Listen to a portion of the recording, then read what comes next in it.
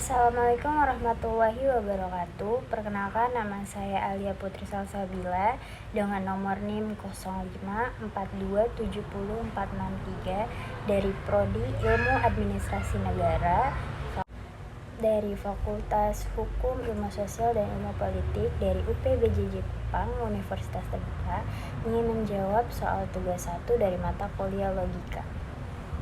Saya akan menjawab pertanyaan nomor 1 tentang term pada hakikatnya terbagi menjadi banyak jenis. Sebut dan jelaskan 3 dari macam term tersebut, sertakan juga contohnya. Dan saya akan menjelaskan sebagai berikut. Term merupakan kata yang juga adalah ungkapan fisik dari sebuah pengertian. Term adalah bagian dari suatu kalimat yang terdiri dari subjek, predikat, dan kata penghubung. Term sebagai ungkapan konsep atau pengertian jika terdiri atas satu kata atau satu istilah. Term itu dinamakan term sederhana atau term simpel. Misalnya, term terbagi menjadi banyak jenis. Yang pertama ada term singular, yang kedua ada term partikular, yang ketiga ada term universal, dan yang keempat ada term kolektif. Saya akan menjelaskannya satu-satu dari keempat jenis term yang tadi saya sebutkan beserta contohnya. Yang pertama ada term singular. Term ini dengan gaya menunjukkan satu individu, barang, atau golongan yang tertentu. Contohnya, selamat, orang itu, yang terpandang. Yang kedua ada dari term partikular. Term ini menunjukkan hanya sebagian dari seluruh lainnya. Artinya menunjukkan lebih dari satu tetapi tidak semua bawahannya. Dan contoh dari term partikular sendiri itu ada beberapa mahasiswa, terus ada kebanyakan orang, terus ada 4 orang muda, dan sebagiannya. Yang ketiga ada dari term universal.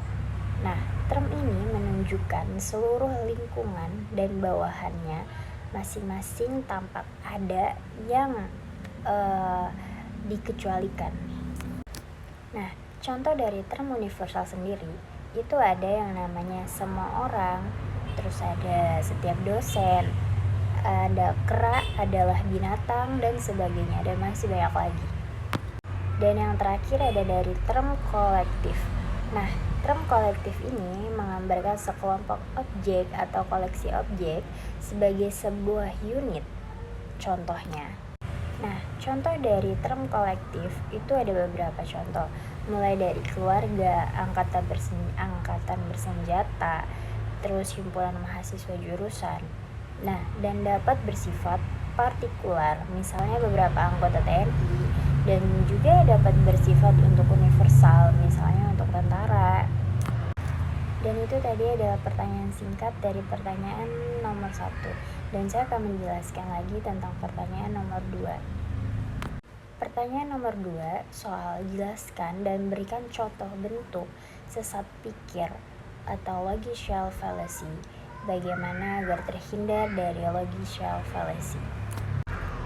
Nah, logical fallacy atau sesat pikir adalah keadaan penalaran yang menciptakan argumen tidak benar. Argumen ini biasanya tidak berdasarkan bukti atau fakta ilmiah yang bersifat mempengaruhi orang lain. Nah, logical fallacy adalah penilaian atau argumen berdasarkan pemikiran logis yang buruk atau kesalahan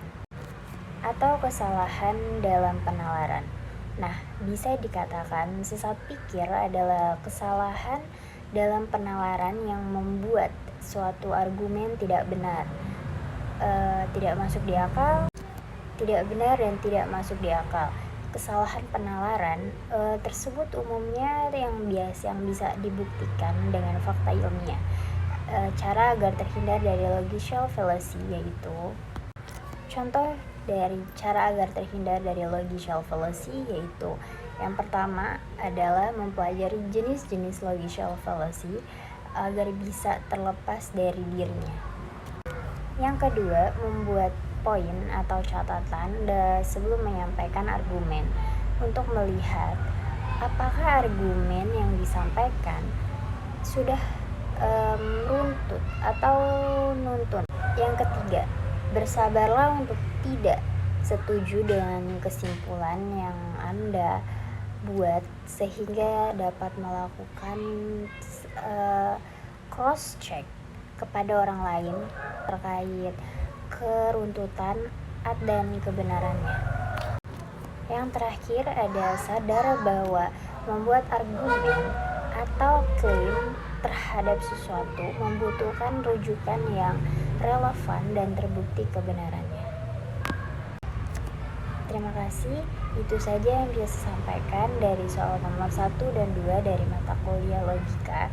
Kurang dan lebihnya mohon maaf. Saya Alia Putri Salsabila dari Ilmu Administrasi Negara. Assalamualaikum warahmatullahi wabarakatuh.